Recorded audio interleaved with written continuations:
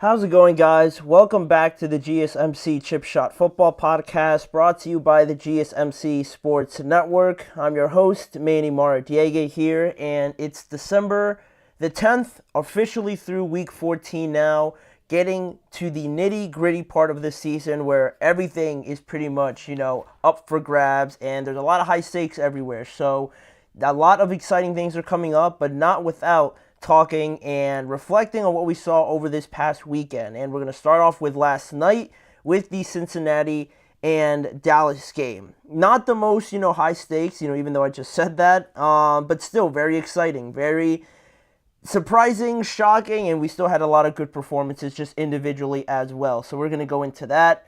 Also, later on in the show, talking about Week 14, there was a lot of big games that meant a lot, like the Vikings and Falcons game. A lot of consequences coming from that one. The Seahawks and Cardinals game as well, a division matchup there. And the Steelers and Browns game are all things that we're going to get to at some point in today's show. So make sure to stick around. But don't only stick around. If you want to get involved with the show and, let me know any questions, comments, or opinions you want to share during the show on any of the topics that we have coming up, please don't hesitate to do so, because your input is a big part of what makes this show great, and we thrive on your energy and insight. So if you want to get involved and, say something on any of our topics, there's an easy way to do that now, just by using the new Super Chat feature. You can use a new Super Chat feature by clicking the $ at the bottom of the chat box to send in your Super Chat. In this way, it guarantees that I see your message, I can put it out there, I can read it back out on the show, and, just take the conversation elsewhere. Just you guys adding to the conversation always makes the show a lot better. So go ahead and let us know what you're thinking. Hit the Super Chat button, and let's keep this show as interactive and as exciting as possible. Again, use the new Super Chat feature, click the $ at the bottom of the chat box, and get involved with the show. But we can go back now and start talking about what we saw last night in a Bengals and Cowboys game that, going into the game, you're looking at a 4-17 and a 5-17, and you're thinking, what can we expect out of this? What is there to look forward to, right? Because, the Bengals are almost out of it.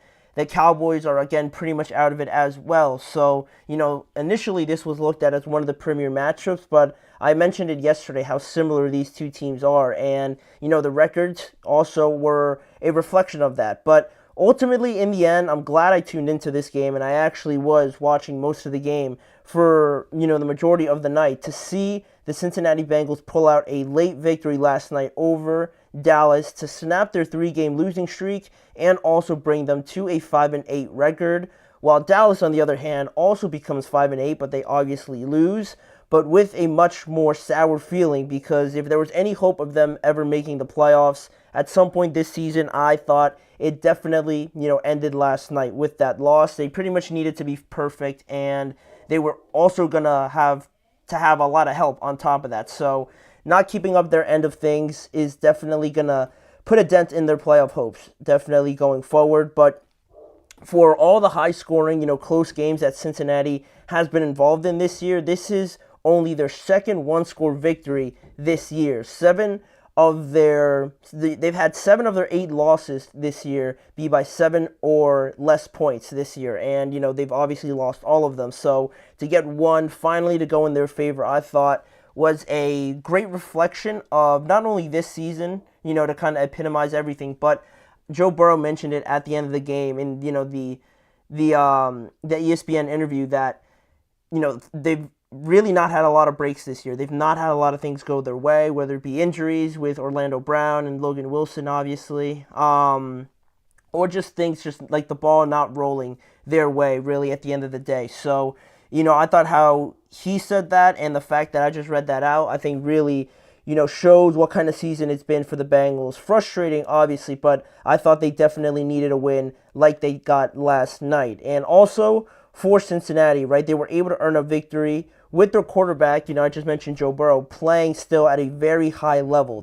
Last night's game was the 4th consecutive game for Joe Burrow to throw, where he has thrown 300 plus yards and 3 touchdowns as well, joining only Steve Young, Patrick Mahomes, Peyton Manning as the only quarterbacks to do so, have 4 consecutive games with 300 plus passing yards and 3 touchdowns as well.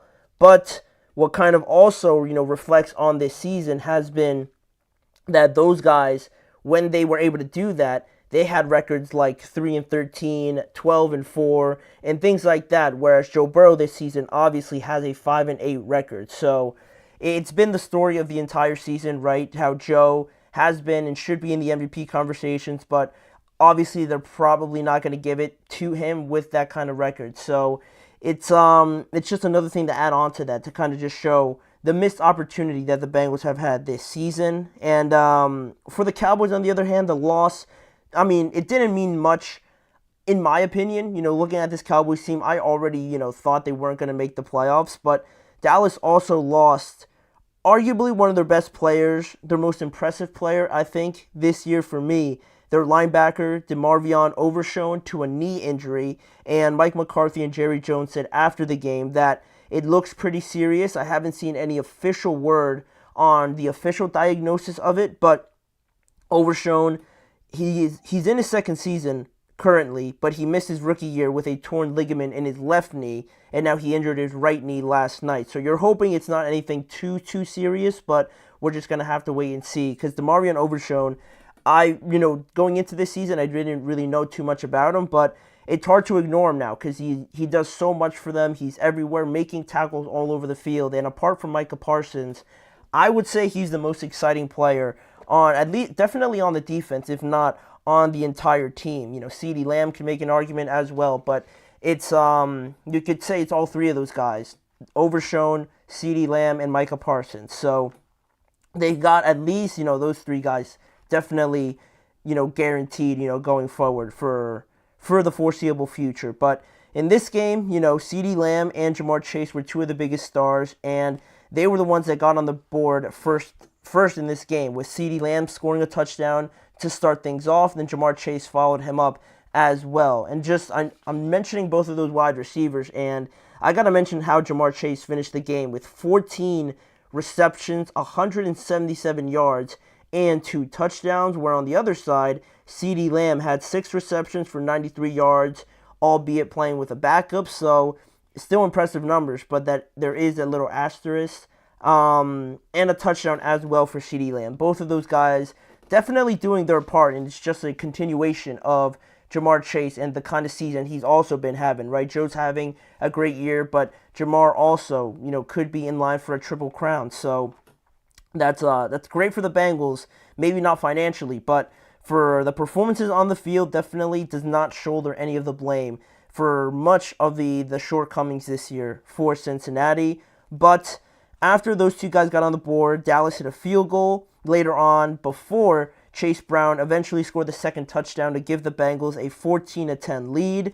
But Cincinnati would tack onto that as well right before halftime, and the Bengals took a 7-point lead into halftime. But it looked like at that point the Bengals were really in control, but in the second option off of Joe Burrow on the following drive, then a field goal finally gave them the lead. Now they're up by 3 points. The score was 17-20 at this point. But Cincinnati would ultimately respond with a field goal, and then we get a punt of the game, where Cincinnati was obviously punting after the Cowboys defense was doing very well. Overall, for the entire game, they were playing pretty well to kind of stop Cincinnati and their offense, and they forced them to punt with about 2 minutes left in the game. And to add on to Dallas's great performance, they actually blocked the punt. It didn't go backwards or anything, but it stopped the trajectory and the force of the punt. So it only really went maybe 10, 15 yards, if that. And, at that point, I've never played football,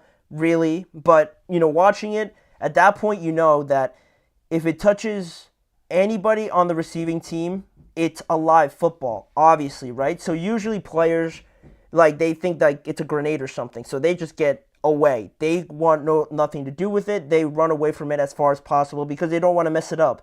But in this particular instance, right, you can't make it up with the Dallas Cowboys and the kind of season that they're having.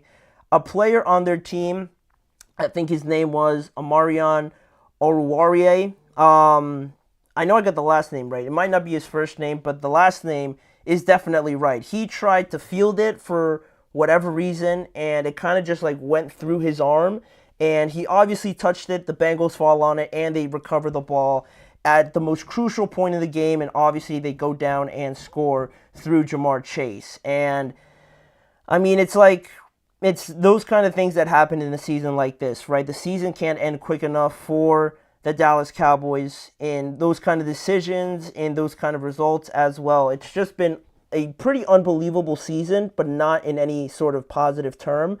So, I mean, it just culminated last night. Micah Parsons was beside himself as well. If you guys remember his reaction, that's, I'm sure, how every Cowboys fan was reacting to not only the game, but just the entire season. For them to play pretty well on defense, for them to still lose a game like that where they put in a great effort with a backup quarterback, it definitely hurts. But, I mean, at this point, if they're not mathematically eliminated already, that definitely did it, at least from a morale standpoint. So, I mean, there's not much to say on the Cowboys, but on the Bengals, the last thing I will say for the Bengals is, in particular for Joe and Jamar Chase, I know it's hard to kind of give them any awards for, the team record that they're obviously on, but I think they should get at least some consideration for Offensive Player of the Year or like MVP. I know Saquon and Derek and Josh Allen are kind of dominating those two categories, but Jamar Chase, I mean,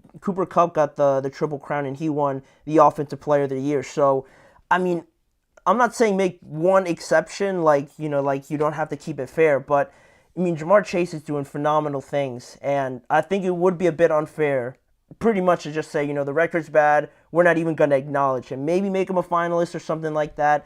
I think that would be the most fair thing to happen. But, I mean, they definitely should get some consideration for those awards, in my opinion. So we're going to move on from that game and start looking over, before we get to Week 14, there's been a lot of, we talked about some of the drama with the Eagles yesterday about the game. Even though they won, there was still some backlash, some animosity in that locker room perhaps, and Brandon Graham only added to it with some of his comments. So I had to revisit it. We're going to talk about what A.J. Brown said again, Jalen Hurts, and Brandon Graham, and how he added to it, and just the overall thoughts on what we can make out of this going forward. So we'll be right back.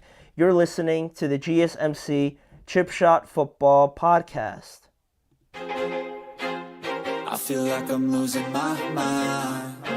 Is everybody in the world blind? Please, Lord, give me a sign, a sign. I feel like I'm losing my mind. Is everybody in the world blind? Please, Lord, give me a sign, a sign. I wanna be the greatest. Everybody on the fake shit. I look around and feel like everybody is the fakest. I make this every day and I'm impatient, hoping one day I blow up from the basement. Statement, the top is so vacant. I don't hear shit that I think is amazing. Waiting for my day when I'm playing sold out shows for 1,000 faces. Hey, give me that crown, get in my way and to be put down. It ain't your place, all this my town. If I want that shit, then I'll get it right now. I'm losing it, the noose it fits. I'm losing shit, a stupid myth. You choose to live or choose to dip. You choose to fight or lose your grip and lose a gift. I feel like I'm losing my mind. Is everybody in the world blind? Please, Lord, give me a sign, a sign. I feel like I'm losing my mind. Is everybody in the world blind? We're back here on the GSMC Chip Shot Football Podcast to go back to a segment that we talked about yesterday. Not so much on the result of the Eagles and Carolina game. Obviously, the Eagles won, but it was very close in the end. But they still won the game, and not all wins are created equal, right? Because obviously, a win is great if you're beating a team by like 21 points, and you obviously played great. But then you got the wins like yesterday where there was a real possibility that the Panthers could have won that game if not for an Xavier Legette drop that really cost them the game, or was part of it. The one play didn't cost them the game, but regardless of that, the Eagles won in a very close game, despite the fact, obviously, the differences in the team and the trajectories and everything like that. But, that wasn't what was all taken away from yesterday, because yesterday we talked about how the Eagles won, but also what transpired afterwards when A.J. Brown talked to the media, and, there was a pretty awkward moment with A.J. and the way he responded to some of the questions. Also, what Jalen Hurts said, looking and, kind of assuming he felt pretty annoyed as well after the game based on the passing offense that we saw on display yesterday. And I'll find the stats here quickly, but, on what A.J. Brown said yesterday, the media asked A.J. what he thought the offense needed to improve on after a game like that. And A.J. Brown had a pretty quick remark, but to kind of give you guys some context if you didn't know, yesterday in terms of passing offense, Jalen Hurts only threw for 108 yards, 2 touchdowns, and A.J. Brown was the leading receiver with only 4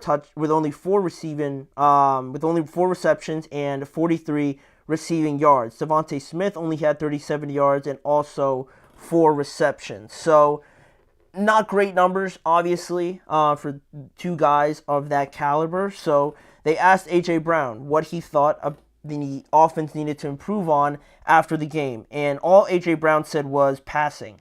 They needed to improve on passing. That's all A.J. Brown said, with kind of a sarcastic, kind of tone to it. So, obviously, when you hear that, you think right away it's a shot at Jalen. He's not happy with Jalen.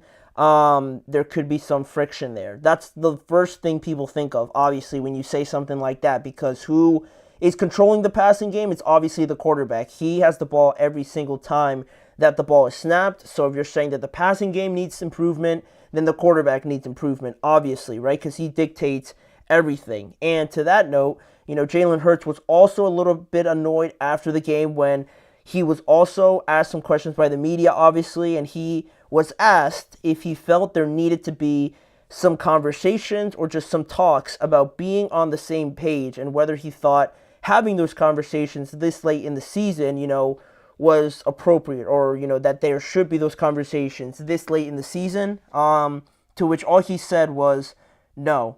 He said no, and then he refused to say anything afterwards, with a bit of a sarcastic laugh as well. So already you're kind of feeling a little bit of tension there, just because it's not how you would react when you win a game. Of course, you should have beaten this team by at least 2 or maybe even 3 scores, obviously, with an 11-2 record now, and the Panthers at 3-10. But there is that bit of, there could be some friction here. Then we get to the main part of this with Brandon Graham. Brandon Graham yesterday, he has a weekly radio show, sports radio, on 94 WIP in Philadelphia, I'm assuming. He usually has it on Monday night, and he was asked about the exchange pretty directly, and he did not mince words, he didn't hold back anything, and he just said what he thought. And, it's fair, but in hindsight, it's probably not the best way to go about this situation. But what Brandon Graham said was, the person that's complaining needs to be accountable. I don't know the whole story, but I know that 1 is trying, and 11 could be a little better with how he responds to things. 1 referencing Jalen Hurts, and 11 referencing A.J. Brown. He continued by saying, they were friends before this, but things have changed, and I understand that because life happens. But it's the business side that we have to make sure the personal doesn't get in the way of business. So, pretty direct. I highlighted 2 things on my sheet that really just stuck out from his statement, and I'll get to it. But before I react to it, Brandon Graham did walk back on his comments, just today, I'm assuming. And I don't have the full quote just for time purposes, but I do have some of the quotes where he said he made a mistake. He assumed that it was something that it wasn't.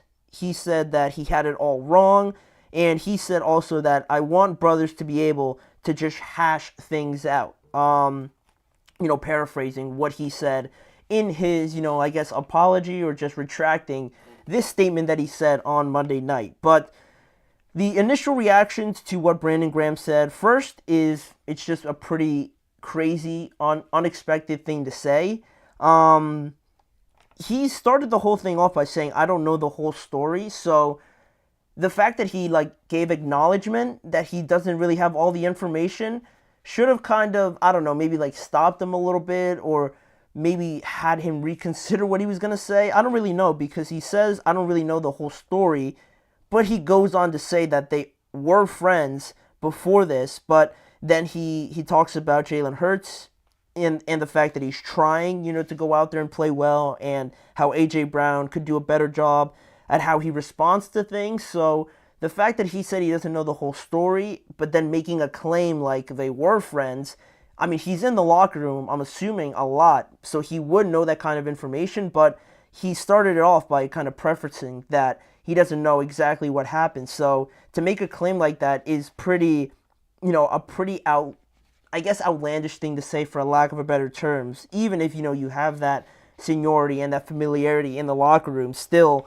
I couldn't believe what he said, to just kind of air it all out like that. And as much as he apologized and things like that, which I thought was all right to do, and it was the right thing to do, obviously, but it's out there now. It's out there. Everyone saw it. Everyone's reacting to it. Everybody makes their own interpretations of what you said, regardless if you feel bad about it or you try to retract your statement. It's already out there, so you can't make people kind of forget or unhear what you said. So in that same breath, I think what A.J. Brown said, being pretty cryptic and saying that the passing game needs to improve, you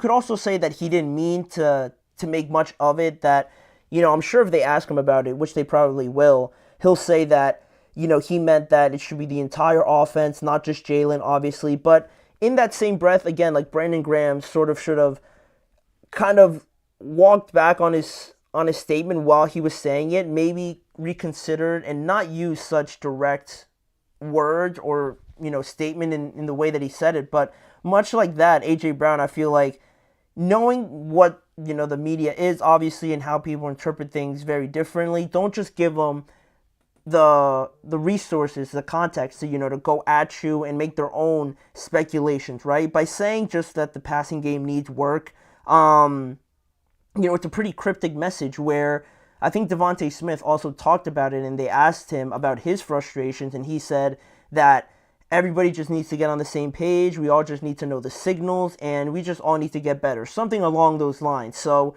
obviously, Devontae Smith gets it. You don't have to be so direct with the media, obviously. And I think AJ, the fact that he just said passing because obviously he was frustrated, I don't think made the situation any better. And I think he was wrong for saying, just passing, knowing what the results would have been on the other side. But I'm not even... AJ could be mad and he could be frustrated. I don't even mind that. Just don't be so direct in giving the media this sort of, resource to go back at you and create a distraction, essentially, right? I don't even care that he shows it on the sidelines. He could slam his helmet. He could go over there and talk to Jalen Hurts pretty aggressively. But all of that is fine, because it's not like the media know exactly what you're saying. If they ask you about it, afterwards, you could just say, oh, we were talking about whatever, right? You can make anything up, and, for them to come to a conclusion after that, it would make it seem a lot less legitimate, because they don't truly know what you said or what was going on. They could pretty much assume, but when you say that, the passing game needs to improve. That's what this offense needs, the passing game. So that was also the way that he kind of handled it, being pretty cryptic, I don't think was right. Much like I don't think Brandon Graham to kind of make a statement like this was pretty right also. All of these things could just, be handled behind closed doors, because you're an 11-2 team, right? If you're an 11-2 team, you don't need things like this to just pop up, right? You got the best offensive line, one of the best, if not the best offense, the best offensive player in Saquon Barkley, arguably the best wide receiver duo, one of the best defensive lines, a great secondary. You don't need to make problems for yourself, right? And if you don't think the media and all the questions are going to be about this exchange, during a week where you got to prepare for the Steelers, you don't really know how this thing goes, right? All the questions and everything is going to be surrounding this, just creating another distraction for an 11-2 team that, on those frustrations, you can understand it, going back to it, just because you're trying to compete with the best of the best, with the Lions, with the Vikings, and things like that. So clearly, showing those frustrations is a competitive nature that you want, obviously, because you're striving for perfection. But again, at 11-2, all those things can be handled behind closed doors, at practice, at meetings. You could say whatever you want to each other there, but to air it out like this, I always think really turns out worse than it makes it a positive, outcome at the end of the day. So you mean they don't need these distractions, right? And it makes me think also, like, they're not that they're fortunate that they're 11-2 because they're all great players. They're one of the most talented teams in the NFL. So a record like this is warranted. But could you imagine if this team was like 5-8 or like 7-6 and they were struggling? There was a lot of low points in the season. What kind of things would be coming out of that locker room when at 11-2, one game where the passing game maybe isn't, the greatest, and it's kind of been building up. There's been some spurts of it here or there, and now you get this sort of reaction. Could you imagine if they've been struggling the entire season, what this locker room would have been like, what the exchanges would have been like? Maybe Nick Sirianni would have been fired at some point, because at 11-2, not that everything should be perfect and everything like that, but it feels like this was a bit overblown, and they could have handled it better. So I think just going forward, they're in a great spot still. They're only a game behind of the Lions for the number 1 seed. So things like this, coming up in this game against the Steelers, one of two things are going to happen, right? When something like this happens for a good team like this, one, the next game against Pittsburgh, there's going to be no issue. The passing game is going to look great. A.J. Brown's going to get like 8 receptions, 130 yards, 2 touchdowns or something like that. And they're going to be smiling, laughing about it on the sideline like nothing happened. That's the ideal scenario for Philadelphia. But what could also happen could be that the Steelers play them close. A.J. Brown's still not getting the ball. The running game struggling. And A.J. and Jalen, have some tense moments during the game. And,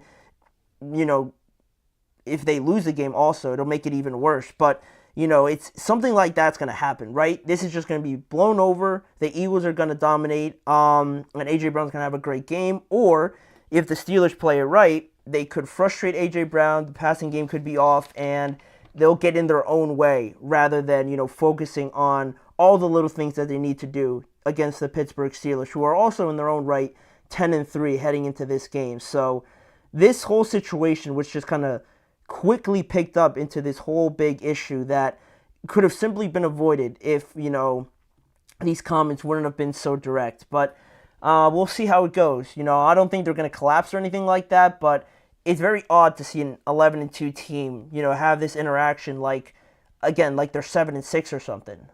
So we'll see how it all plays out on Sunday. But I mentioned the Steelers there briefly, and we're going to go back to Sunday and talk about their game against the Cleveland Browns. They had a pretty dominant showing all in all, but we're going to try and answer the questions of their number 2 wide receiver. Is that a problem going forward based on what we saw and what we know going forward? And also looking ahead to 3 of their hardest games of the schedule coming up, starting with the Philadelphia Eagles. So we'll be right back with that topic right after this break. Looking for your daily fix of sports talk without having to pay for it? GSMC Sports Network is available on YouTube. Just search GSMC Sports Network. Get your fix of daily sports talk shows on YouTube, absolutely free. NFL, college football, NBA, MLB, MMA, UFC, fantasy football, and so much more. GSMC Sports Network has shows running all day long, with new sports shows starting every 2 hours. Just like on your favorite cable sports channel, except GSMC Sports Network is absolutely free. Just search GSMC Sports Network on YouTube to catch one of your new favorite shows, like the GSMC College Football Podcast, Chip Shot Football Podcast, Hoops and Heels Women's Sports Podcast, GSMC Basketball Podcast, and so many more. Check it out for yourself. GSMC Sports Network, now available on YouTube absolutely free. Search GSMC Sports Network on YouTube right now.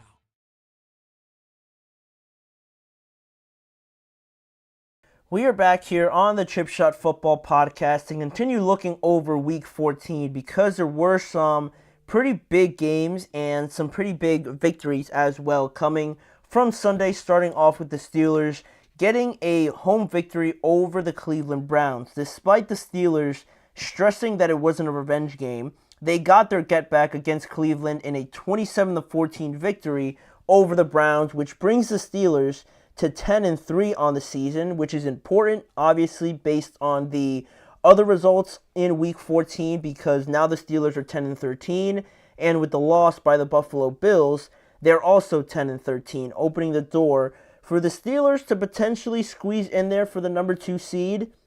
Unlikely in all reality, but it is what it is. They have the same record, so in reality, the Steelers could get there, but the path to get there is a lot harder than any other AFC playoff team in the playoffs currently right now. So that's what they're kind of facing as of right now.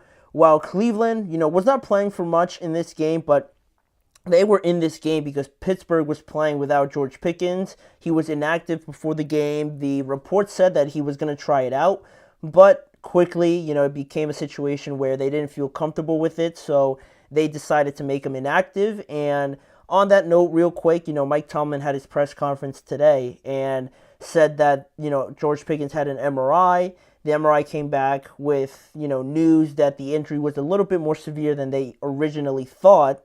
So, there's no diagnosis or anything like that, but Mike Tomlin said that George Pickens at this point is doubtful for the game against Philadelphia. If he had to give an answer, he probably would have said that George was not going to play, but they are going to let it obviously play out throughout the week. But that's obviously huge news because of what George means to this offense. But it wasn't enough for the Browns to win because, they got in their own way a lot of the times, mainly with their kicker missing 2 field goals in this game. Even if he still made them, based on the same score, they still would have lost. But, those field goals came at very important times in the game where, missing them was going to be so deflating. And we saw it play out in this game. But throughout this game, Winston also threw 2 more interceptions. One that allowed the Steelers offense to get going with Keanu Benton intercepting it, putting the Steelers in enemy territory when they obviously scored their first touchdown. Then the second one ended the game pretty much. So the 2 turnovers that they had also came at very crucial points in the game. And really, it was all about the turnover battle. Really that and the penalties also, 9-6 in favor of the Steelers. And the third down conversions were huge because the Browns, for how well they played at home in the snow and in front of their home crowd, obviously, in Pittsburgh on Sunday, there were only 2 for 13 on third down conversions to the Steelers, 6 of 14. So not great on either side, but the Browns to only convert 2 out of 13 third downs that you had is obviously a massive, swing in how your offense, flows throughout the game. But overall, in this game, how the game broke down and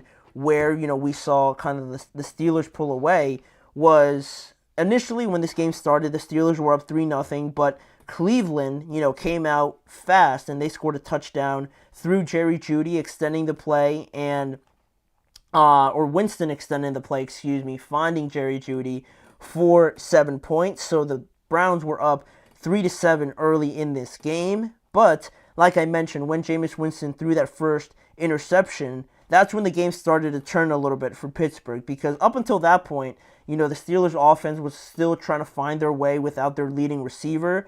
I heard something like on Sunday that some of the receivers like Scotty Miller, like Pat Freiermuth even, knew or actually didn't know that George wasn't going to play until quite soon to kickoff, quite close to the game starting. So with that in mind, they went out there and they showed that they weren't really expecting to be without George Pickens. So they were really struggling, but the game started to turn, like I said, when Pittsburgh intercepted Jameis Winston. It was their defensive tackle, Keanu Benton, of all people, and Najee Harris scored a touchdown, so now they were leading 10-7, and it got to 13-7 after Chris Boswell hit another field goal, but the Browns were driving into Pittsburgh territory to end the first half, and they eventually got stopped on third down, but Cleveland had an opportunity to cut the lead to only 3, but then we got our first missed field goal. The first missed field goal came right before halftime, which,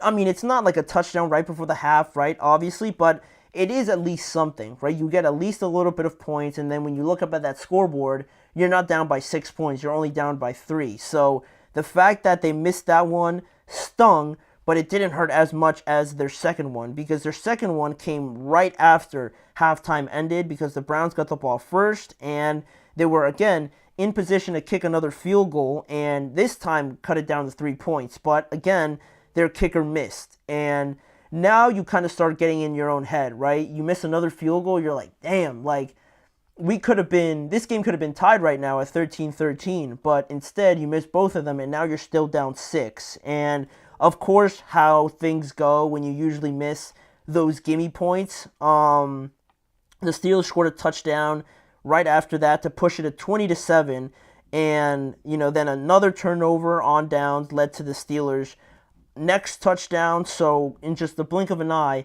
the Steelers go up by 20 points at this point in the game, and now, at least for me, it looks like the Browns are pretty much out of it, but it got a little bit interesting in the fourth quarter because the Steelers scored so quickly that, it felt like it was over being up 20 points, but there was still so much time left that the Browns scored a touchdown in the fourth quarter, but they scored a touchdown after Pittsburgh fumbled, but then once they actually got the ball back, Jameis threw that second interception, in which really ended the game at 27-14. So, I mean, overall, from this game and, knowing that there was no George Pickens, it was a concern prior to the game. I thought he was going to play.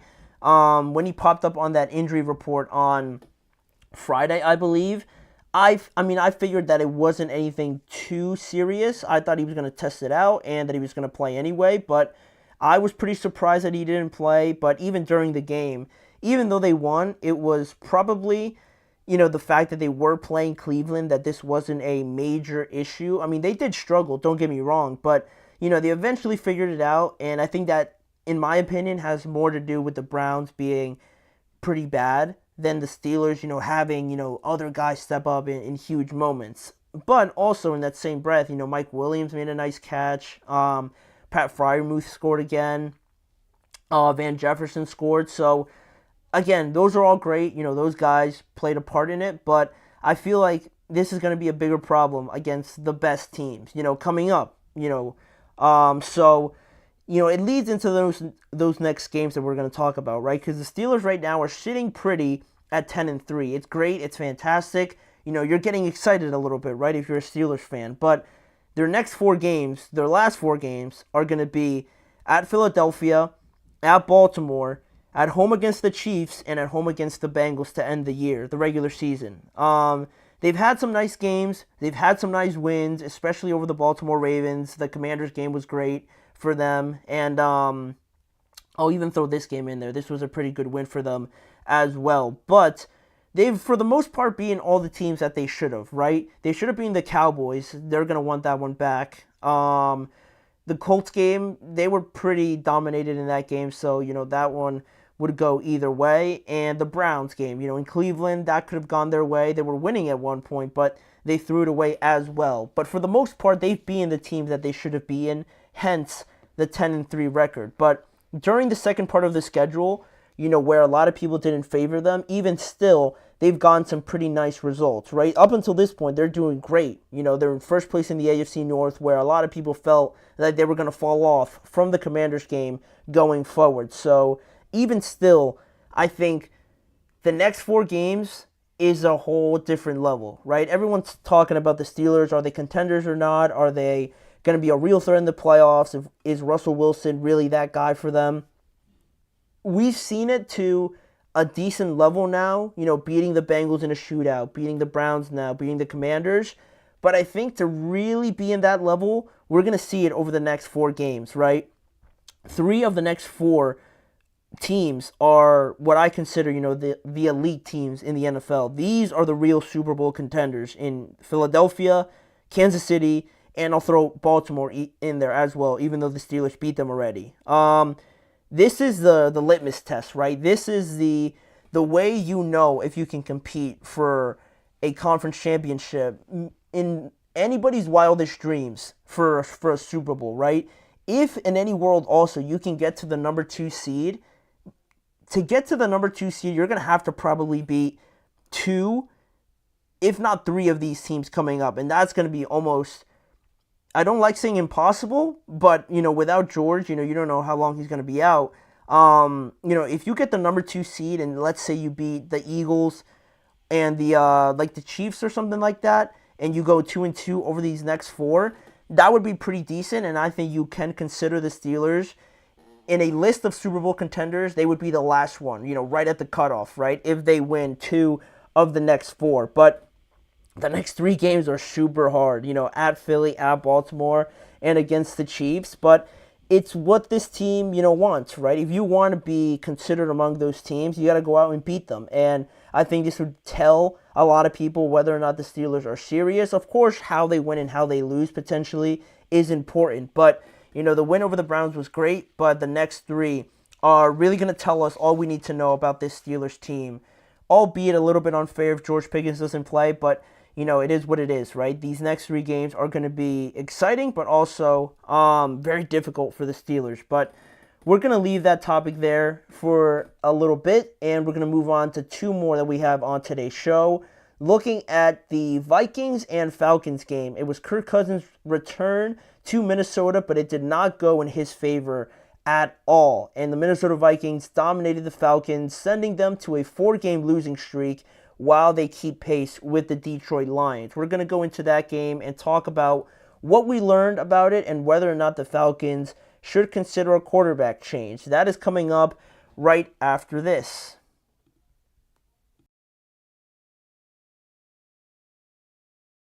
For the best and latest podcasts available anywhere, go to the podcast app on your cell phone and type in GSMC to access free content-rich podcasts on health and wellness, book reviews, sports, entertainment, relationships, social media, movies, technology, finance, and even weird news. Subscribe and download the GSMC Podcast Network's family of shows, available everywhere podcasts are found.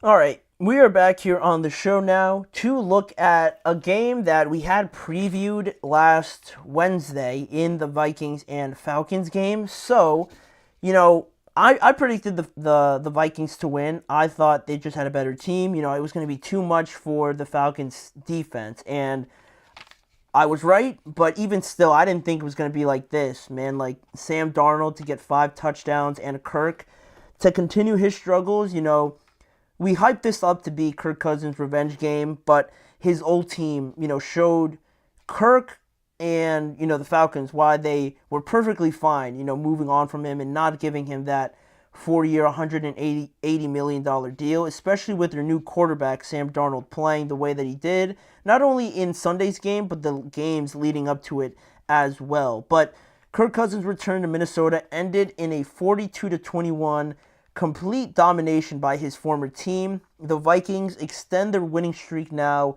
to 6 games, and they stay 1 game behind the Lions for the NFC North, while the Atlanta Falcons, on the other hand, continue to trend in the complete opposite direction with their 4th straight loss, and Sunday's loss means that they drop out of first place in the NFC South, which means now that the Buccaneers are in first place, and I believe they're the 4th seed right now because of the fact that they beat the Raiders, and now the Buccaneers obviously have a better record than the Falcons, which is pretty hard to believe considering at one point the Falcons were 6-3.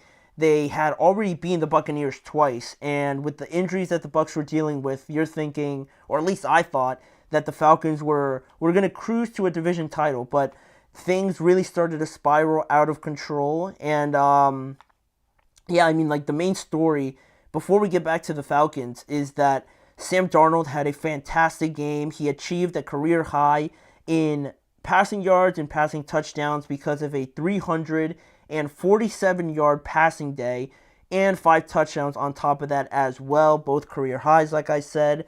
And on Kirk Cousins again, it is now, over the last 4 games, it is now 0 passing touchdowns for Kirk with 8 interceptions in that time. At the beginning of this losing streak, I thought, it's a rough game, it's fine. Then another one happened, I'm like, all right, that was bad, but they're still in a decent spot. They got to pick it up. Then the third one happened, I'm like, all right, who are they playing next? Because they got to win their next game. Oh, they're playing the Vikings? All right, this thing is really not looking good. And the Bucs, I'm not saying that they had the easiest schedule, but, they had favorable games coming up. So it really just turned on its head. And in large part on that, not only in this game, but overall, I think you could see the disparity in the defense, certainly, but the offense is really struggling with the way Kirk is playing right now. And I mean, you look at the weapons that we talked about in the preview that the Vikings had. Jordan Addison and Justin Jefferson in this game became the first duo in Vikings history to each have 100+ receiving yards and 2+ receiving touchdowns in the same game. And this is the same franchise that had Randy Moss and Chris Carter, as a duo for their franchise. And these guys, just created history in terms of duos. That's a big deal. And not only them, but, TJ Hawkinson, he didn't have the greatest of games, but he still had a lot to say. Jalen Naylor's a nice receiver. Then you add Aaron Jones. And if Sam Darnold continues to play like this, man, he's going to have a lot more fans on his side, despite the fact, there is that lack of playoff experience, but it's hard to ignore what he's doing right now. But in terms of the game, I don't want to pin it all on Kirk and how, he's playing, but, the Falcons also had 12 penalties called on them for 127 yards, which is the most against any team in the NFL this year. And, overall, it was, you think of 12 flags, that's a lot, especially when the Vikings only had 6 on the day as well. And it's weird because in this game, the Falcons actually started winning. They were up 7-0. They got an early touchdown in there, but right after that, they failed a early 4th down. And then from that point where they missed that 4th down where they didn't convert, Minnesota scored 2 plays later, so it's still tied. It's not the worst thing. At worst, by going for it, you're back to square one. So it's 7-7 at this point. But then Minnesota really, took it to them leading into halftime because the Falcons tacked on a field goal, but the Vikings tacked on another touchdown. And after the Vikings missed a field goal, the Falcons missed a field goal. Both teams exchanged a touchdown right after that, and we were all tied up at 21-21 in, the midway point of the second half, or somewhere in the third quarter, right? After the third quarter, After the third quarter, it was still 21-21, despite the fact that it felt like the Vikings were, or should have been up a little bit more.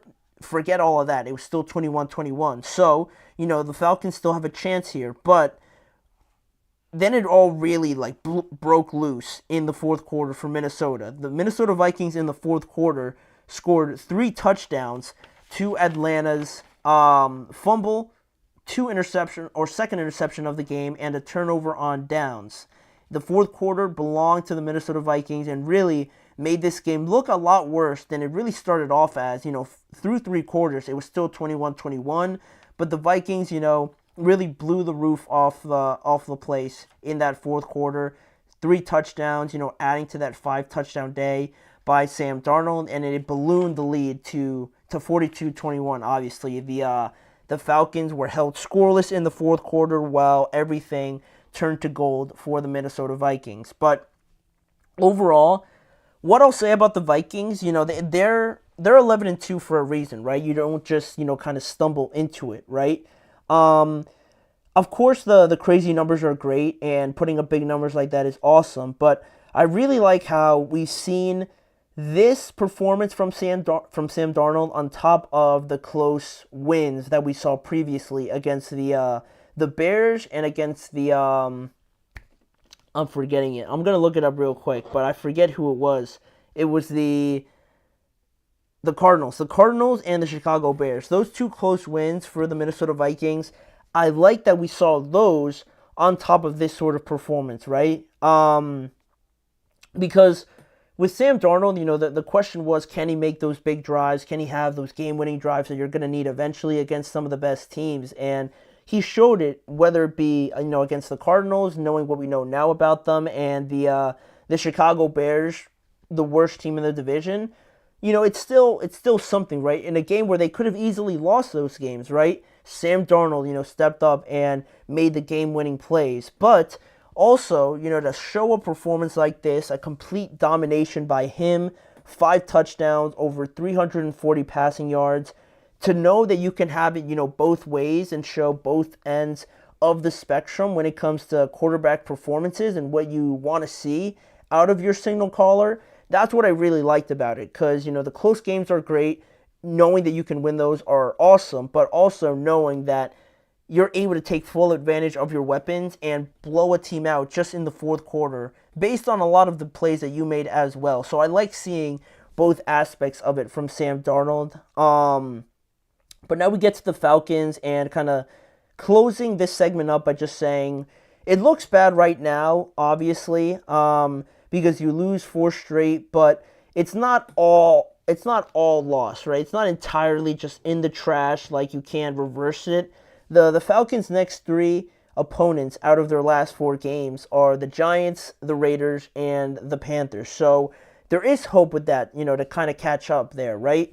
You can beat the Giants, you should beat all 3 of those teams, right? And looking at their 4th game, or their 4th opponent, you have the Washington Commanders in Washington, so I would probably side with the Commanders in that game. But the Giants, the Raiders, and the Panthers, you should be beating them if you want to get into the playoffs. And, we're talking about the Commanders, and they hold the last spot in the playoffs. So if the Falcons really want to prove that they belong in there, they have to go out there and beat a playoff caliber team. They just got to do it. Because at this point in time, I don't want to say that they're being exposed right now as, not a good team, but it's looking, pretty severe at this point in time with the Bucs, surging to the first place in the division, and the Falcons right now sitting in 9th place, right behind the Rams. So it's not like they have next dibs. They still got to get through 2 teams essentially to get into the playoffs. While the Buccaneers, we're talking about the Falcons' next games and how, relatively easy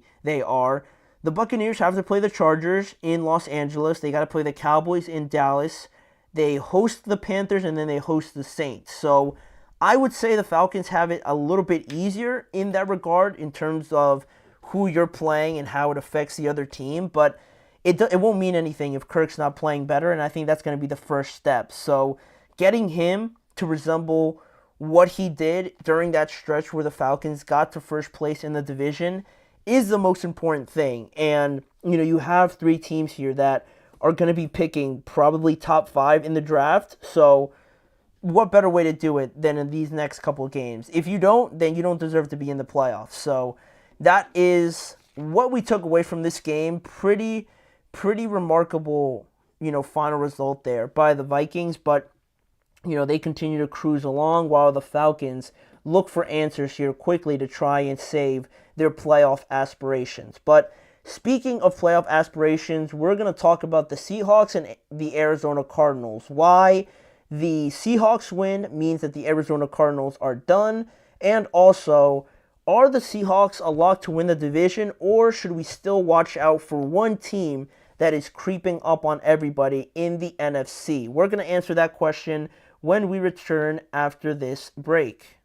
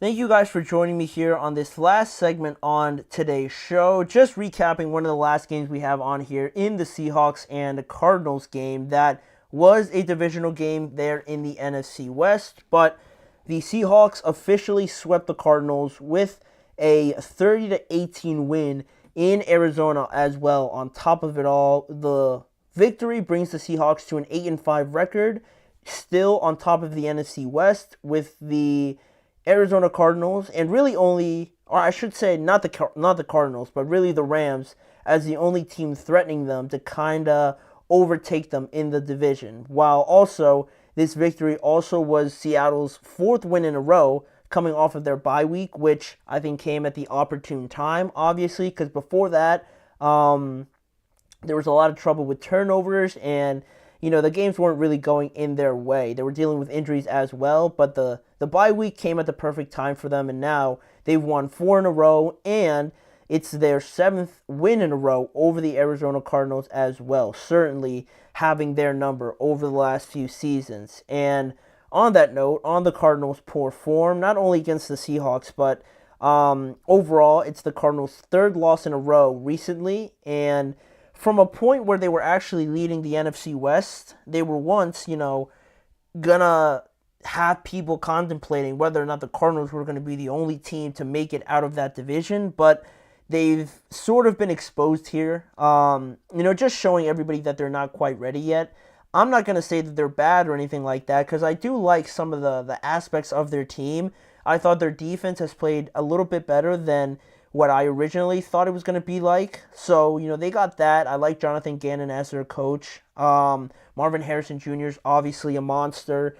Trey McBride's fantastic. James Conner and Trey Benson and the running game they have going is pretty good as well. But, it's the parts of the teams that, separate the decent teams from the goods from the greats. The offensive line, the secondary, the defensive line as well.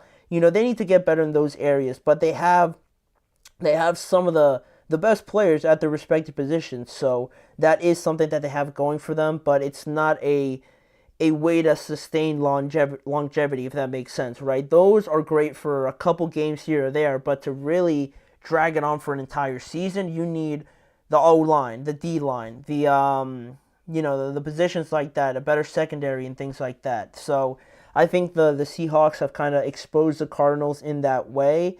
And now the Cardinals are 6-7. They sit behind the Rams and the Falcons for a wild card spot. So they're probably going to have to win out. And the other teams are probably going to have to lose 2, I would have to say, of the remaining games for them to even have a chance. So they're pretty much eliminated. Not mathematically, but for me, I don't really see that happening. Then also in this game, while the Cardinals, lost by, 12 points in this game, there was no Kenneth Walker for the Seahawks in it, but it really didn't matter because Zach Charbonnet had a fantastic game to not only step up, because stepping up is getting like a touchdown, like 80 yards or something like that, and doing a decent job. But Zach Charbonnet, if you don't know who that is, he is their backup running back technically, and he ascended in this game to really help the Seahawks control the flow of the game with a career high 134 yards rushing on 22 carries, and he added 2 touchdowns as well. He also had 7 receptions for 59 yards. So a very great, almost 200 scrimmage yards from Zach Charbonnet. Like a great day overall for him, and he really was the star of the game for the Seahawks, doing it all for them in this game over the Cardinals. But this game started pretty well for the Cardinals, right? I feel like I've said that like 3 or 4 times in these games where one team starts off pretty well, but then quickly it just switches to the other team. And again, it just goes back to the parity, I guess, in the NFL that we've seen, right? Nothing is as it seems, apparently, in these games. But the Cardinals, in that same breath, they scored a touchdown to start this game to Michael Wilson. So they led this game 7-0, but Seattle responded with only a field goal, so the Cardinals were still in the lead. But it was 2 crucial mistakes by Kyler Murray that flipped this game on its head, like we've talked about with other games on today's show, right? After the Seahawks hit that field goal, the Cardinals started to crumble. After that drive that the Seahawks scored a field goal, Seattle intercepted Kyler Murray. It was Ernest Jones who intercepted Kyler Murray over the middle of the field. A tight throw that I'm just assuming Kyler thought he was going to make, but Ernest Jones was sitting right there, and he plucked it out of the air. They were already in opposing territory, so that interception led to a touchdown, and now the Cardinals are losing 7-10. Bad moment, bad sequence of things, but it's only a 3-point game, right? Then Kyler Murray gets flushed out of the pocket. He tries to make a throw over a defender to, I believe it was Michael Wilson down the field, but the throw was very short, going to his left. It just was never going to reach Michael Wilson, and Kobe Bryant intercepted Kyler Murray on the following drive after he threw the first interception. Then the Seahawks scored. The Cardinals came back on the field, and Kyler threw another interception to Kobe Bryant. And, of course, from that point, then the Seahawks took that, and Charbonnet scored one of his touchdowns and put the team up 7-17. So, a nightmare sequence. 2 back-to-back interceptions for the Cardinals, and the Seahawks take advantage of it with 2 touchdowns. But still, it's only the first half, not the complete end of it, right? The Arizona Cardinals get a field goal, so they chip into that lead a little bit.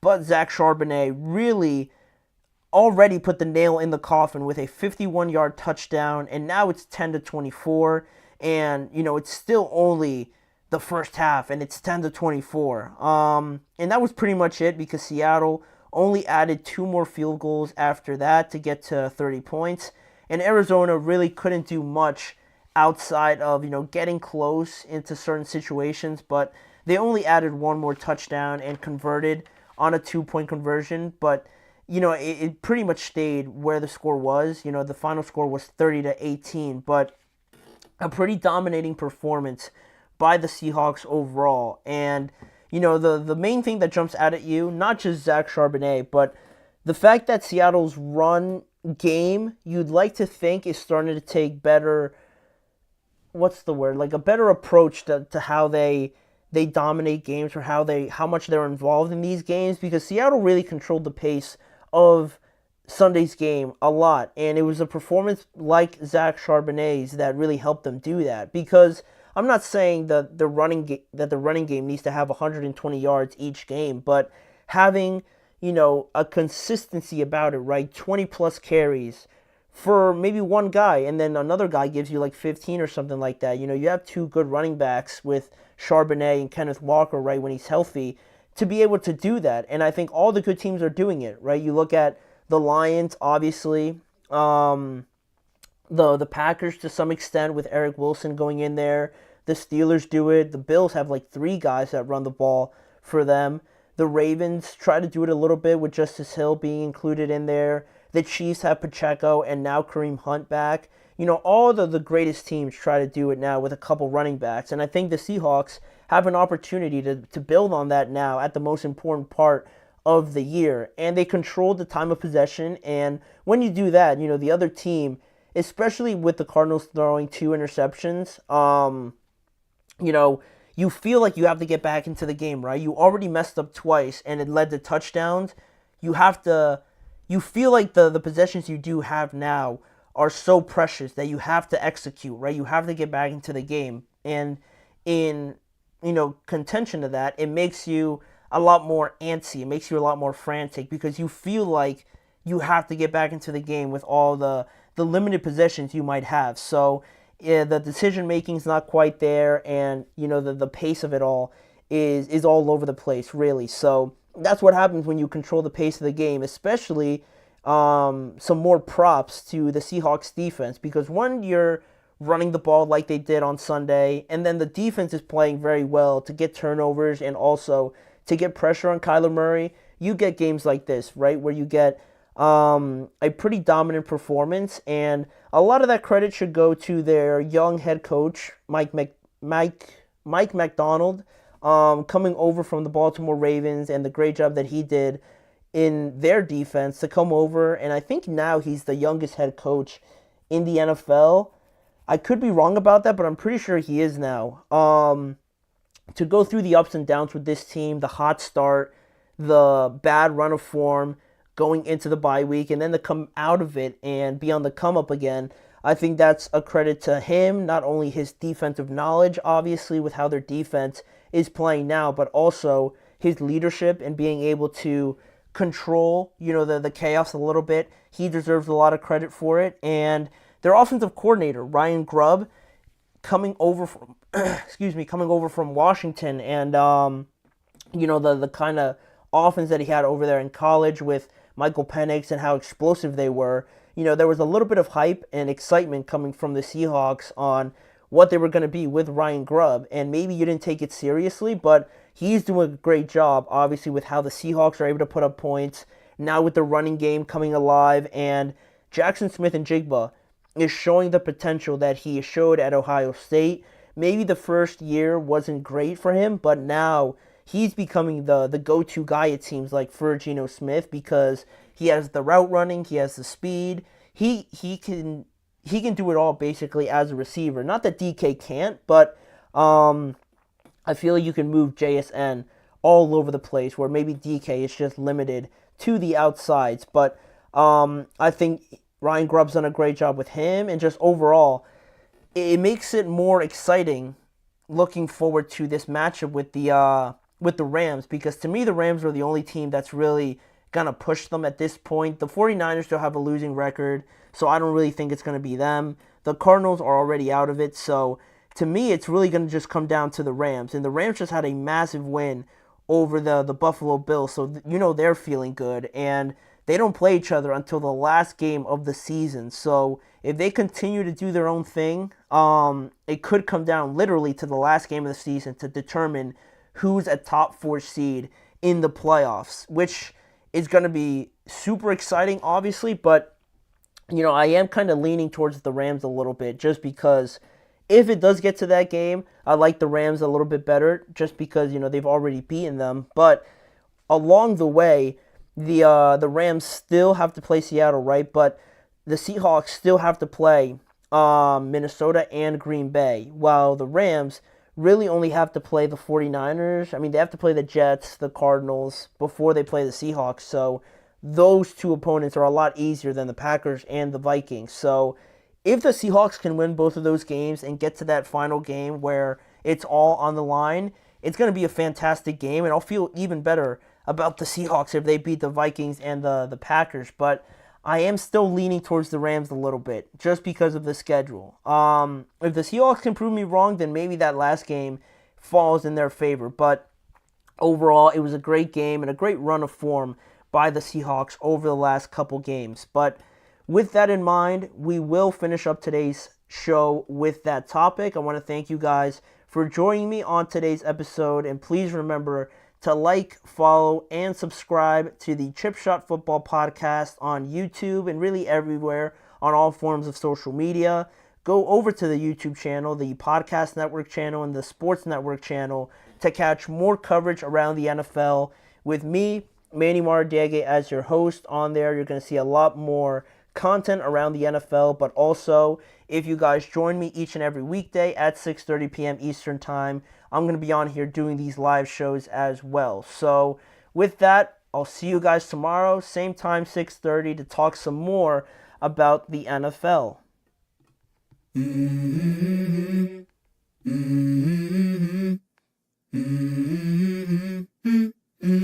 Let's go. I wake up to a little bit of drool on my pillow, feel like it's gonna be a bad day. Yeah, I'm tired of shit, and the coffee ain't hit yet, damn ain't that